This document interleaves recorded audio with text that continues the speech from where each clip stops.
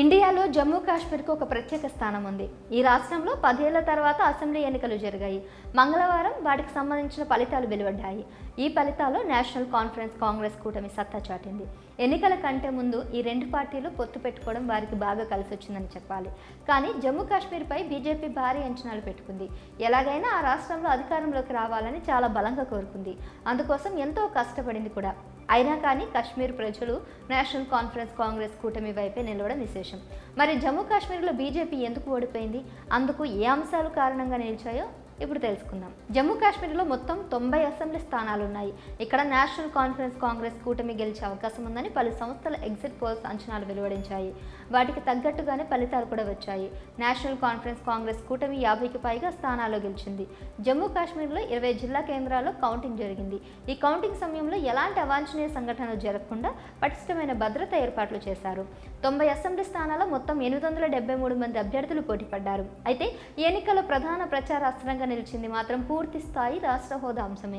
ఇటు Congress national conference కూటమి అటు బీజేపీ కూడా ఈ అంశాన్ని తమ ఎన్నికల ప్రచారాస్త్రంగా వాడుకున్నాయి. ఎన్నికల్లో గెలిస్తే రాష్ట్రానికి పూర్తి స్థాయి రాష్ట్ర హోదాను సాధిస్తామని కాంగ్రెస్ నేషనల్ కాన్ఫరెన్స్ కూటమి హామీ ఇచ్చింది. అటు బీజేపీ కూడా జమ్మూ కాశ్మీర్కు రాష్ట్ర హోదా ఇస్తామని ప్రచారం చేసింది. ఆ హోదా ఇవ్వగలిగితే పార్టీ ఒక్క బీజేపీని అని ప్రచారం హోరెత్తించింది. కానీ ఆ ప్రచారం ఓటు రూపంలో మాత్రం కన్వే కాలేదు. జనం కాంగ్రెస్ కూటమి వైపు నిలబడ్డారు. కాంగ్రెస్ కశ్మీర్లో 7 స్థానాలు, జమ్మూలోని 25 స్థానాలు పోటీ చేసింది. నేషనల్ కాన్ఫరెన్స్ కశ్మీర్లో 51 సీట్లు, జమ్మూలో 32 సీట్లలో పోటీ చేసింది. బీజేపీ మాత్రం ఎవరితో పొత్తు లేకుండా ఒంటరిగానే పోటీలోకి దిగిన మెరుగైన స్థానాలు సాధించిందని చెప్పొచ్చు. ఒంటరిగా పోటీ చేసి కూటమికి గట్టి పోటీ ఇచ్చింది. అంతిమంగా మెజార్టీ స్థానాలు అధికారాన్ని డిసైడ్ చేస్తాయి. కనుక కాంగ్రెస్ నేషనల్ కాన్ఫరెన్స్ కు కుర్చీ దక్కిందనమాట.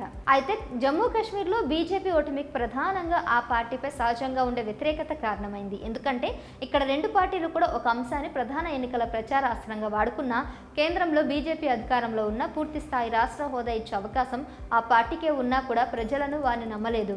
ఇక ఒంటరిగా పోటీలో నిలవడం కూడా ఇక్కడ బీజేపీ వేసిన ఒక రాంగ్ స్టెప్ అని రాజకీయ విశ్లేషకులు అభిప్రాయపడుతున్నారు. ఈ ఫలితాలపై బీజేపీ పెద్దలు కూడా షాక్ అవుతున్నారు. నిజానికి వాళ్ళు అక్కడ అధికారం ఖచ్చితంగా దక్కుతుందని అనుకున్నారు. కానీ ఫలితాలు వారి అంచనాలను తారుమారు చేశాయి. కానీ ఒంటరిగా పోటీ చేసి కూడా చెప్పుకోతగ్గ సీట్లు రావడంతో కాస్త ఉపశమనంగా భావించవచ్చు. మరి జమ్మూ కాశ్మీర్లో బీజేపీకి అధికారం దక్కకపోవడంపై మీ అభిప్రాయాలను కామెంట్ చేయండి.